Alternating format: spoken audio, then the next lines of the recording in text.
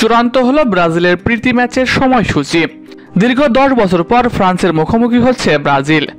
কবে, কখন, কয়টি প্রীতি ম্যাচ খেলবে ব্রাজিল, এ নিয়ে বিস্তারিত জানতে হলে ভিডিওটি না টেনে শেষ পর্যন্ত দেখতে থাকুন। আর আপনি যদি আমাদের চ্যানেলে নতুন হয়ে থাকেন তাহলে এক্ষুনি সাবস্ক্রাইব করে রাখুন। আর ইতিমধ্যে সাবস্ক্রাইব করে থাকলে আপনাকে অসংখ্য ধন্যবাদ। আনচেলত্তি ব্রাজিলের কোচ হয়েই ঘোষণা দেন ব্রাজিল ফুটবল বদলে দেবেন। এছাড়া আনচেলত্তি যেহেতু নতুনভাবে ব্রাজিলের দায়িত্ব নিয়েছে, সেই হিসেবে বিশ্বকাপের আগে শক্তিশালী স্কোয়াড গঠন করা তার অন্যতম দায়িত্ব। এই লক্ষ্যে বিশ্বকাপের আগে তিনি বেশ কিছু প্রীতি ম্যাচ আয়োজনের কথা ভাবছেন। যেহেতু ব্রাজিল জাতীয় দলের হয়ে খুব একটা বেশি ম্যাচ পাচ্ছেন না আনচেলত্তি, সেই হিসেবে তিনি স্কোয়াড নির্বাচন করতে আরও বেশ কিছু ম্যাচ আয়োজন করার কথা ভাবছেন। সেই লক্ষ্যে সিবিএফও সম্মতি জানিয়েছে।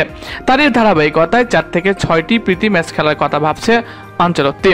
সেই লক্ষ্যে আবারও 10 বছর বাদে প্রীতি ম্যাচে মুখোমুখি হচ্ছে ব্রাজিল ও ফ্রান্স। ব্রাজিল ও ফ্রান্স সর্বশেষ মুখোমুখি হয়েছিল 2015 সালে।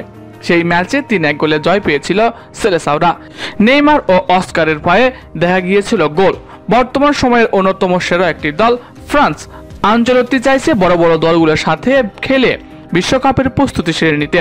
এই লক্ষ্যে আগামী বছর এই ম্যাচ আয়োজন করা হতে পারে বলে জানা গেছে।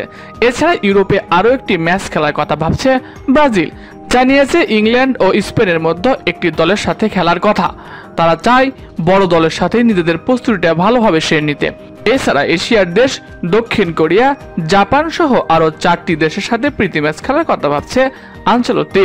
এই সবগুলো ম্যাচ আগামী বছর মানে 2026 সালের জানুয়ারি থেকে এপ্রিল মাসের মধ্যে অনুষ্ঠিত হতে পারে। আবার বিশ্বকাপের মাসখানেক আগেও কয়েকটি প্রীতি ম্যাচ খেলার কথা ভাবছে আনচেলত্তি।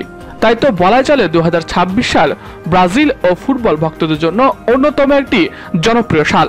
ব্রাজিল নাকি ফ্রান্স, কে জিতবে, কে কয়টি গোল করবে, এই নিয়ে আপনি আপনার মন্তব্য জানাতে পারেন কমেন্ট বক্সে।